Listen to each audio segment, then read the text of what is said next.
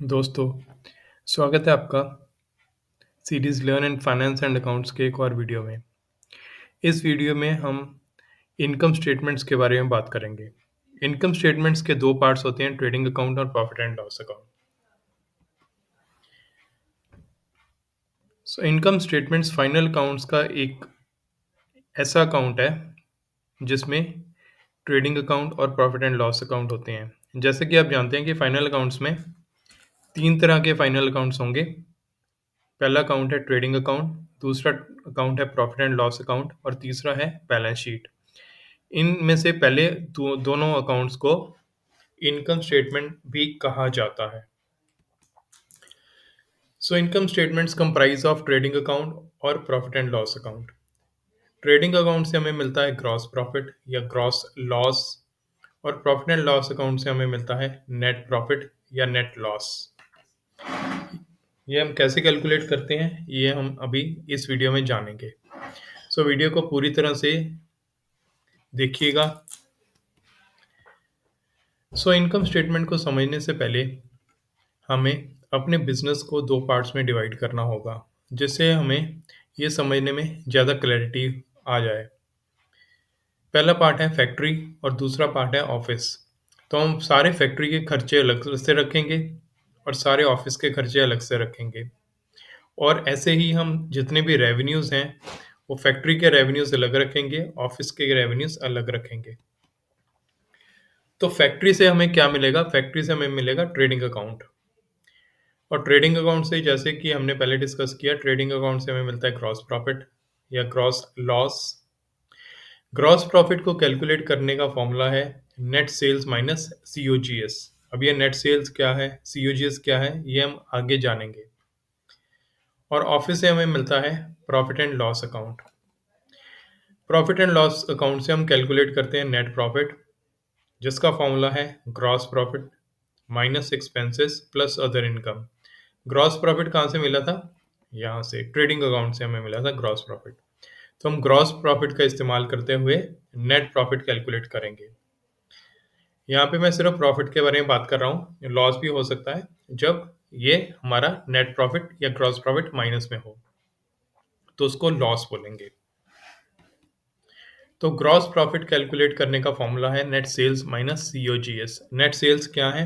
Net sales, देखिए, जब भी हम मैन्युफैक्चर करते हैं या जब भी हम ट्रेडिंग करते हैं या कोई सामान बनाते हैं या सर्विसेज प्रोड्यूस करते हैं, तो हम उसमें से सेल्स करेंगे, उसको बेचेंगे। तो जो हम बेचेंगे उसको सेल्स रेवेन्यू बोला जाएगा। तो सेल्स रेवेन्यू, जैसे हमने मैन्युफैक्चर किए 100 यूनिट्स, 100 यूनिट्स हमने बेच दिए, तो हमें जो रेवेन्यू प्राप्त होगा उसे बोलेंगे रेवेन्यू, ग्रॉस रेवेन्यू। अब 100 यूनिट्स हमने जो बेचे, उसमें से हो सकता है 5 यूनिट्स ऐसे हों जो कंज्यूमर्स को पसंद ना आए, वो कहें इसकी क्वालिटी अच्छी नहीं है, हमें ये नहीं चाहिए, तो वो हमें लाके वापस दे देंगे कि हमें नहीं चाहिए। हम भी तो ऐसे करते हैं ना, दुकान से कोई सामान खरीदते हैं, जो हमें पसंद नहीं आता वो हम वापस कर देते हैं।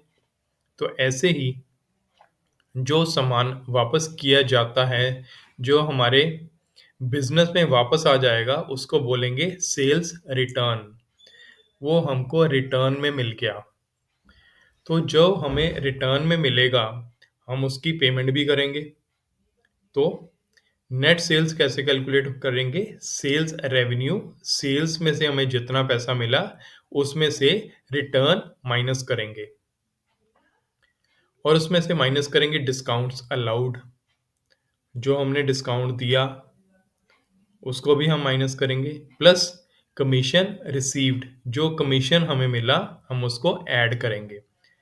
तो ये है फॉर्मूला कैलकुलेट करने का नेट सेल्स।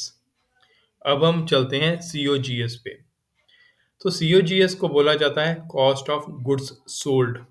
जो हमने सामान बेचा, उसको बनाने का खर्चा कितना आया था, जो हमें लागत लगी वो कितनी थी, उसको बोलेंगे कॉस्ट। कॉस्ट किस चीज़ की? जो हमने सामान बेचा, goods sold. So COGS is cost of goods sold. कैसे कैलकुलेट करेंगे? वो हम कैलकुलेट करेंगे inventory plus direct expenses. Inventory क्या है? इन्वेंट्री यहाँ पे होगा, अगर हम मैन्युफैक्चर कर रहे हैं तो वो इन्वेंट्री होगा हमारा रॉ मटेरियल। रॉ मटेरियल से हमने फिनिश गुड्स बनाए, तो हमने जो रॉ मटेरियल यूज़ किया था वो है इन्वेंट्री का एक पार्ट। तो सीओजीएस कैसे कैलकुलेट करेंगे? Inventory plus direct expenses. Direct expenses हो सकते हैं डायरेक्ट मशीनरी के, जो मशीन यूज़ कर रहे हैं उसका खर्चा, या जो हम लेबर दे रहे हैं, जो वेजेस दे रही हैं, जो हम लेबरर्स को सामान बनाने के लिए जो हम उनको दिहाड़ी दे रहे हैं, जो हम उनको वेजेस प्रोवाइड कर रहे हैं, उसको हम ऐड करेंगे। उसके अलावा हमारे जो और खर्चे हैं और डायरेक्ट एक्सपेंसेस हैं, यहाँ पे डायरेक्ट एक्सपेंसेस कौन से एक्सपेंसेस हैं? फैक्ट्री के एक्सपेंसेस। तो हम उन सबको ऐड करेंगे। So direct expenses is direct labour plus direct machinery plus other direct expenses. तो इससे हम कैलकुलेट करेंगे सीओजीएस। सो ट्रेडिंग अकाउंट में सिर्फ डायरेक्ट एक्सपेंसेस और डायरेक्ट रेवेन्यू ही आते हैं। हमें ग्रॉस प्रॉफिट कैलकुलेट करने के लिए सिर्फ डायरेक्ट एक्सपेंसेस और डायरेक्ट रेवेन्यू को ही कैलकुलेट करना है। तो ट्रेडिंग अकाउंट की दो साइड्स होती हैं। आगे जाके हम ट्रेडिंग अकाउंट का फॉर्मेट भी देखेंगे। तो उन दो साइड्स में एक डेबिट साइड होगी और एक क्रेडिट साइड होगी। डेबिट साइड क्या है? जो हमारे खर्चे हैं, जिसमें हमने परचेजेस किया, कुछ इन्वेंट्री को रॉ मटेरियल परचेज किया, जो हमारा ओपनिंग स्टॉक था, जो रॉ मटेरियल हमारे पास पहले से बचा हुआ था, हो सकता है पिछले साल का बचा हुआ हो, तो उसको तो हम फेंकेंगे नहीं, उसको यूज़ करेंगे ना अगले साल के लिए। तो इसे बोलेंगे ओपनिंग स्टॉक। और फिर उसके बाद है डायरेक्ट एक्सपेंसेस, जो डायरेक्ट खर्चे हमारे हुए उसका हम लेंगे डेबिट साइड में, और क्रेडिट साइड में हम लिखेंगे क्लोजिंग स्टॉक। जैसे हमारे पास ओपनिंग स्टॉक था पिछले साल का, ऐसे ही हो सकता है इस साल जो हमारा स्टॉक हो, जो हमारी इन्वेंट्री हो, उसमें से पूरा का पूरा इस्तेमाल ना हो। तो जो रह गया, जो बच गया, उसको हम फेंकेंगे तो नहीं, उसको क्या करेंगे? अगले साल में इस्तेमाल करेंगे। तो इसे बोलते हैं इस साल का क्या है? Closing stock. तो इस साल का क्लोजिंग स्टॉक अगले साल का ओपनिंग स्टॉक होगा। तो क्रेडिट साइड में दो आइटम्स आएंगी, एक है क्लोजिंग स्टॉक और दूसरा है सेल्स। सेल्स कौन सी sales? Net sales.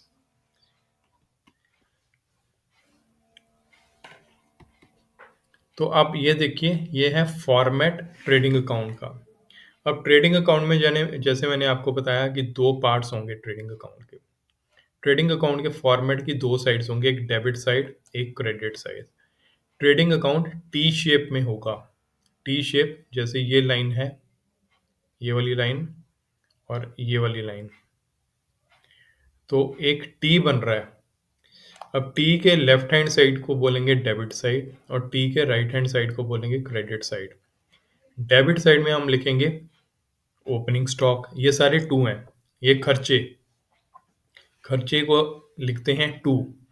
To opening stock, to purchases. और परचेज जैसे हमने सेल्स की रिटर्न हुई जो हमारे पास आई, ऐसे ही परचेज में भी रिटर्न होगी जो हमारे से वापस जाएगी। तो वो क्या है? उसे बोलेंगे हम परचेज रिटर्न। जो हमने रॉ मटेरियल खरीदा, उसमें से हो सकता है कुछ रॉ मटेरियल काम का ना हो, अच्छी क्वालिटी का ना हो, वो हमें नहीं चाहिए, वो हमने वापस कर दिया। अगर हम उसे वापस करेंगे तो हमें पैसे वापस मिलेंगे, we will get our funds back. तो परचेजेस को, ये रिटर्न को बोलेंगे रिटर्न आउटवर्ड्स। आउटवर्ड्स क्यों? क्योंकि ये बाहर जा रहा है हमारे बिजनेस से। तो रिटर्न तो है, लेकिन रिटर्न क्या है? आउटवर्ड्स। तो ये हम लिखेंगे लेफ्ट हैंड साइड पे। उसके बाद हम लिखेंगे वेजेस। वेजेस किनको मिलती है? लेबरर्स को। लेबरर्स कौन है? जो हमारी फैक्ट्री में काम कर रहे हैं, मजदूर, उनको बोलेंगे लेबरर्स, और उनको मिलेंगी वेजेस। आप याद रखिए, वेजेस है डायरेक्ट एक्सपेंसेस। डायरेक्ट एक्सपेंसेस, ये डायरेक्ट खर्चा है। उसका अगला पार्ट है कैरेज इनवर्ट्स।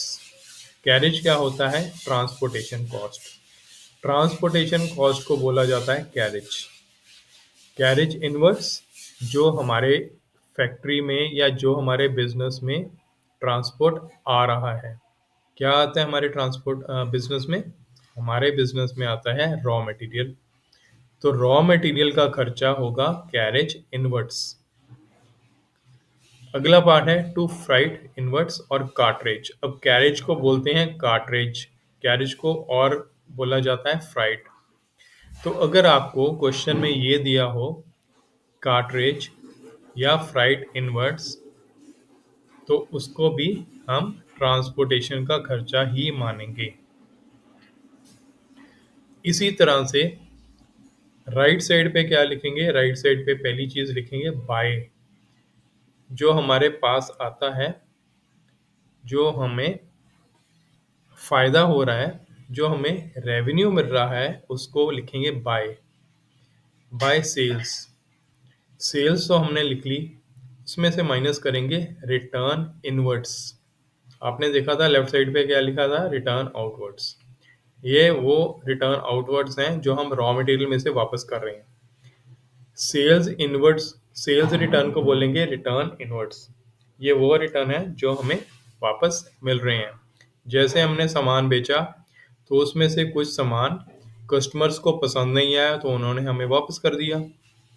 तो ये वापस कहाँ पे आएगा? हमारे बिजनेस में। तो रिटर्न इनवर्ड्स क्या हैं? रिटर्न इनवर्ड्स वो रिटर्न्स हैं जो हमें वापस मिल रहे हैं।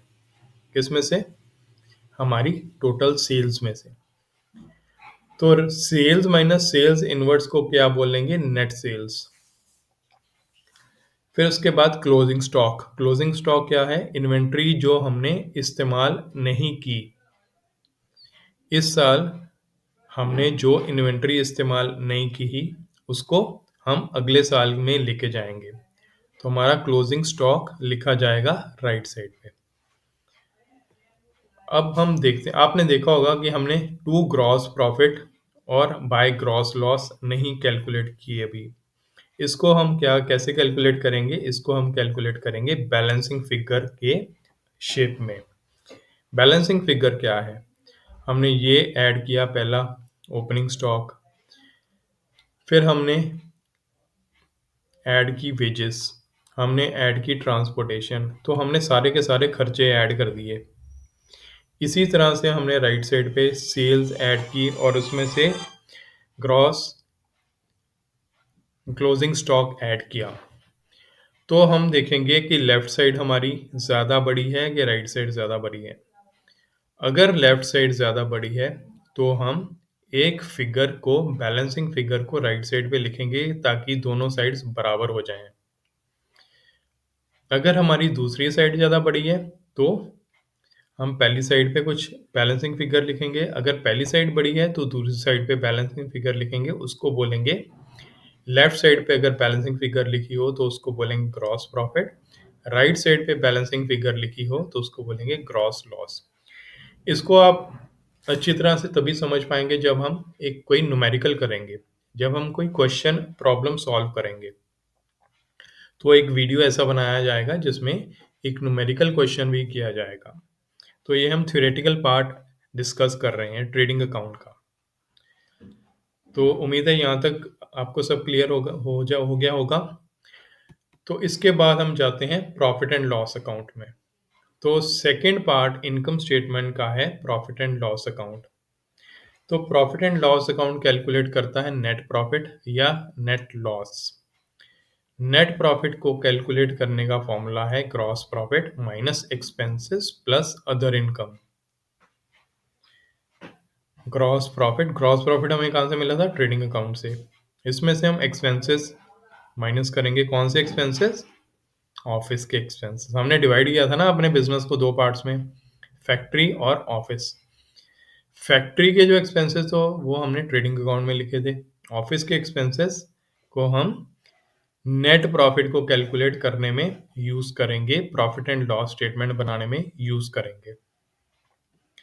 तो ये एक्सपेंसेस कौन से हैं? ये एक्सपेंसेस हैं ऑफिस के एक्सपेंसेस प्लस अदर इनकम। ये अदर इनकम क्या होती है? ओके, सो अदर इनकम को जानने से पहले हम जानते हैं एक्सपेंसेस के बारे में। अब एक्सपेंसेस वो वाले एक्सपेंसेस हैं जो हमारे ऑफिस में हुए थे। जैसे जैसे सामान बेचने का खर्चा। तो कौन-कौन से खर्चे हैं सामान को बेचने के? तो सबसे पहला खर्चा है सेल्स टैक्स। जो हम सामान बेचेंगे उस पे टैक्स लगेगा। जैसे GST, goods and services tax. तो ये आता है कौन से अकाउंट में? कैलकुलेट करने के लिए ये आता है profit and loss account calculate करने में, हमारे एक्सपेंसेस के तौर पे आता है। सेकंड एक्सपेंस है मेंटेनेंस। अब जो हम मशीन यूज़ कर रहे थे, उसको मेंटेन करने का भी तो कुछ खर्चा होगा। उसकी वियर एंड टियर होगी, उसकी मेंटेनेंस होगी, उसके पार्ट्स को रिप्लेस करने का खर्चा होगा। तो ये सारे मेंटेनेंस के एक्सपेंसेस में आएंगे। तीसरा एक्सपेंस है डेप्रिसिएशन। हमने डेप्रिसिएशन वाले वीडियो में देखा था कि डेप्रिसिएशन इज एन एक्सपेंस, ये एक खर्चा है। तो डेप्रिसिएशन का खर्चा हम लिखेंगे प्रॉफिट एंड लॉस अकाउंट में। चौथे टाइप का खर्चा है एडमिनिस्ट्रेटिव एक्सपेंस। एडमिनिस्ट्रेटिव एक्सपेंस हमारे ऑफिस का जो एक्सपेंस है एडमिनिस्ट्रेटिव, उस एक्सपेंस को हम लिखेंगे profit and loss account calculate करने में। पांचवें तरह का खर्चा है सेलिंग एंड डिस्ट्रीब्यूशन एक्सपेंस। जो बेचने का खर्चा है, जो हमारा सामान बना है उसको बेचने का जो खर्चा है उसको बोलेंगे सेलिंग एक्सपेंस। सेलिंग और डिस्ट्रीब्यूशन एक्सपेंस, इसमें पब्लिसिटी भी आएगा, इसमें एडवर्टाइजमेंट भी आएगा। जो हम खर्चा बेचने के लिए कर रहे हैं वो सारे खर्चे इधर आ जाएंगे। छठे तरह का एक्सपेंस है सिक्स्थ एक्सपेंसेस प्रोविजंस। प्रोविजंस क्या है? प्रोविजंस हमारे पास वो वाले खर्चे हैं जिनको हम एंटीसिपेट करते हैं कि हो सकते हैं। कैसे? जैसे मैं एग्जांपल देता हूँ। एक बैंक है, अब बैंक बिजनेस कर रहा है, तो बैंक ने लोन दे दिए 100 करोड़ के, 100 करोड़ के लोन दे दिए। अब बैंक ने देखा कि पिछले 5 सालों में या 10 सालों में अगर उसने लोन दिए हैं 100%, तो उसमें से 97% लोन तो वापस आ जाते हैं, लेकिन 3% लोन ऐसे होते हैं जो लोन लेने वाले लेके भाग जाते हैं, वापस नहीं करते। तो बैंक को पता है कि 3% का तो उनके पास वापस आने का उम्मीद नहीं है, तो वो 3% को एक्स्ट्रा अपने प्रॉफिट में से माइनस कर देते हैं, खर्चा शो कर देते हैं कि ये वाला खर्चा हो सकता है, एंटिसिपेट कर लेते हैं कि ये खर्चा हो सकता है। तो इसको बोलेंगे प्रोविजंस, बैंक का प्रोविजन। अब मैं आपको मैन्युफैक्चरिंग का प्रोविजन बताता हूँ। अब सपोज कोई फैक्ट्री में एक मैनेजर है, उस मैनेजर ने दूसरे शहर में जाके रॉ मटेरियल खरीदना है। उसने रॉ मटेरियल खरीदना है 1 लाख का, तो वो दूसरे शहर में जाता है रॉ मटेरियल खरीदने, और अपने साथ कितने पैसे लेके जाता है? 1 लाख। लेकिन जाने से पहले वो सोचता है कि हो सकता है कि मैं दूसरे शहर में जाऊं और दूसरे शहर में जाके मैं बीमार पड़ जाऊं, तो मुझे हो सकता है हॉस्पिटलाइज करना पड़े, हो सकता है मुझे डॉक्टर के पास जाना पड़े, तो मेरा कुछ खर्चा हो सकता है। और ये भी हो सकता है कि मैं दूसरे शहर में जा रहा हूँ तो मेरे ट्रक का टायर पंचर हो जाए, तो हो सकता है कुछ खर्चा और हो जाए, या मुझे एक दिन एक्स्ट्रा रुकना पड़ जाए होटल में, तो उसका भी खर्चा हो सकता है। तो ये वो वाले खर्चे हैं जो मैनेजर सोचता है कि ये वाले खर्चे because of some reasons, because of some unforeseen contingencies. Unforeseen का मतलब क्या है? कि जिसके बारे में पहले से ना पता हो कि हो सकता है ये हो जाए। तो वो 1 लाख लेके जाने के बजाय 1,20,000 ले जाता है कि हो सकता है 20,000 का एक्स्ट्रा मुझे खर्चा करना पड़ जाए। तो वो जो 20,000 एक्स्ट्रा लेके जा रहा है वो किस चीज़ का है? प्रोविजंस का। उसको बोलेंगे प्रोविजंस। तो ये छठे तरह का एक्सपेंस है जिसको जो वाक़ई में एक्सपेंस तो अभी हुआ नहीं है, लेकिन वो हो सकता है। वो हो सकता है, तो इसको हम अपने प्रॉफ़िट एंड लॉस में शो करेंगे कि ये वाला खर्चा हो सकता है। On the basis of what? On the basis of हमारे प्रीवियस ऐसा कई बारी हुआ है, तो इस बारी भी होने का चांस है। तो इन चीज़ों को बोलेंगे प्रोविजंस। सातवें तरह का खर्चा है freight and carriage on sales. तो हमने पहले ये डिस्कस किया था कैरेज इनवर्ड्स। कैरेज इनवर्ड्स क्या है? फैक्ट्री का खर्चा, जब हम रॉ मटेरियल लेके हमारे बिजनेस में आ रहे हैं। ये वाला खर्चा प्रॉफिट एंड लॉस में कौन सा है? Freight and carriage on sales, यानी कि कैरेज आउटवर्ड्स। कैरेज आउटवर्ड्स हम अपने बिजनेस में से कुछ सामान बाहर लेके जा रहे हैं। क्या बाहर लेके जा रहे हैं? मैन्युफैक्चर्ड गुड्स सेल्स करने के लिए। तो हम मार्केट में जो सामान लेके जा रहे हैं अपने बिजनेस में से, उसके ट्रक का खर्चा, उसके ट्रांसपोर्ट का खर्चा, उसको बोलेंगे फ्राइट एंड कैरेज आउटवर्ड्स, यानी कि carriage on sales, transportation on sales. तो ये सातवें तरह का एक्सपेंस है। आठवें तरह का एक्सपेंस है सैलरीज। तो हमने पहले डिस्कस किया था वेजेस। वेजेस हम डायरेक्ट एक्सपेंसेस में लिखेंगे, हमारे फैक्ट्री के एक्सपेंसेस में लिखेंगे। ट्रेडिंग अकाउंट बनाने में वेजेस को यूज करेंगे। यह है सैलरीज। सैलरीज किनको दी जाती हैं? परमानेंट एम्प्लॉयज को। वेजेस दी जाती हैं टेम्पररी एम्प्लॉयज को। तो सैलरीज, जब भी हम सैलरीज देखेंगे तो सैलरीज को लिखेंगे पी एंड एल के एक्सपेंसेस में। तो now you understand what is the difference between salaries and wages. Wages और सैलरीज में क्या डिफरेंस है? वेजेस देते हैं टेम्पररी एम्प्लॉयज को और सैलरीज देते हैं परमानेंट एम्प्लॉयज को। तो salaries is a part of P and L expenses. P and L expenses में सैलरीज को लिखा जाएगा। अब हम आते हैं अदर इनकम में। अदर इनकम को हमने ऐड किया था। अदर इनकम क्या है? अदर इनकम वैसी वो इनकम है जो हमारे एक्चुअल बिजनेस में से नहीं आ रही, बल्कि दूसरे सोर्सेज से आ रही है। कैसे? जैसे एग्जांपल हम लेते हैं, एक करियाने वाला है, ग्रॉसरी मर्चेंट है। वो क्या बेचता है? ब्रेड बेचता है, दूध बेचता है। ऐसे ही वो ग्रॉसरी के आइटम जैसे दाल, चावल, ऐसे सामान बेच रहा है। तो उसका असली बिजनेस क्या है? ये वाला ग्रॉसरी का सामान बेचना। उसके पास कस्टमर्स आते हैं और ऐसा सामान खरीदते हैं। अब एक दिन उसके पास एक बंदा आता है, वो कहता है मैं जी एयरटेल से आया हूँ, मैं मोबाइल फ़ोन के सिम कार्ड्स बेचते हैं हमारी कंपनी। तो क्या आप अपने कस्टमर्स को हमारे सिम कार्ड भी बेच सकते हैं? हम अपने सिम कार्ड्स बेचने के लिए आपको 100 रुपए देंगे, हर सिम कार्ड पे 100 रुपए देंगे।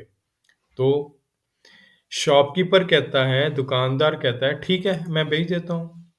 तो वो बेचना शुरू कर देता है सिम कार्ड्स, और सिम कार्ड्स बेचने से उससे जो कमाई होती है वो उसे बोलेंगे अदर इनकम।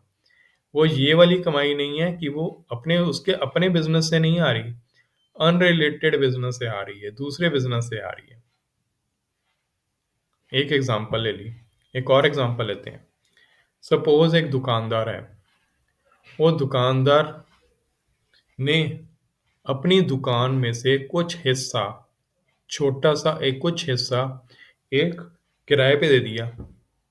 किराए पे दे दिया टेलीफोन बूथ वाले को, जिसने एक टेलीफोन लगा लिया उस छोटे से हिस्से में दुकान के, और अपना काम शुरू कर दिया। अब दुकानदार का अपना काम क्या है? ग्रॉसरी बेचना, करियाना बेचना। लेकिन उसने जो छोटा सा पार्ट अपनी दुकान का किराए पे दिया है, उसका उसको रेंट आएगा। अब रेंट क्या है? Other income. रेंट को यहाँ पे बोलेंगे अदर इनकम। यकीन है, मुझे उम्मीद है कि आपको अदर इनकम के बारे में क्लैरिटी आ गई होगी। अब हम चलते हैं आगे। ये है format profit and loss account का। इसके भी डेबिट और क्रेडिट साइड होंगे। टी शेप में होगा। लेफ्ट साइड में पर्टिकुलर्स में लिखेंगे टू, कुछ भी खर्चा हो रहा है उसको टू लिखेंगे। और राइट साइड पे कुछ भी रेवेन्यू आ रहा है तो उसको बाय लिखेंगे। पहला बाय लिखेंगे ग्रॉस प्रॉफिट जो हमें मिला था ट्रेडिंग अकाउंट से। दूसरा बाय लिखेंगे कमीशन अर्न्ड। तीसरा लिखेंगे बाय रेंट रिसीव्ड। चौथा लिखेंगे इंटरेस्ट रिसीव्ड। इंटरेस्ट रिसीव कैसे? जैसे वो दुकानदार है और उस दुकानदार ने अपनी जो भी कमाई की उसकी एक फिक्स डिपॉजिट बना ली बैंक में फिक्स डिपॉजिट बना ली और उसको उस फिक्स डिपॉजिट का इंटरेस्ट आना शुरू हो जाएगा। तो इंटरेस्ट क्या है उसके लिए? Other income. It is not related with the actual business that the shopkeeper is doing. तो वो जो एक्चुअल बिजनेस कर रहा है उसका हिस्सा नहीं है, ये है दूसरी इनकम, अदर इनकम।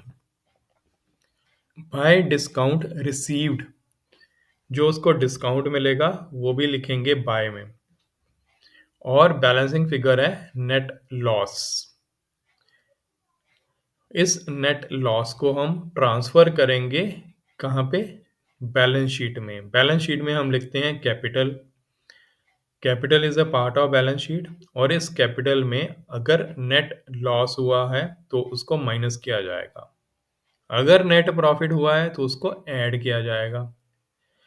तो दूसरी तरह का बैलेंसिंग फिगर है नेट प्रॉफिट, जिसको हम लिखेंगे डेबिट साइड में बैलेंसिंग फिगर। तो ये तो सारे हो गए एक्सपेंसेस जिनको हम पी एंड एल में कंसिडर करेंगे। तो जैसे मैंने आपको पहले बताया कि ये आपको ज़्यादा क्लियर होगा जब हम न्यूमेरिकल करेंगे प्रॉफिट एंड लॉस अकाउंट पे। उसके लिए भी एक वीडियो जल्दी ही आने वाला है। अब हम चलते हैं आगे।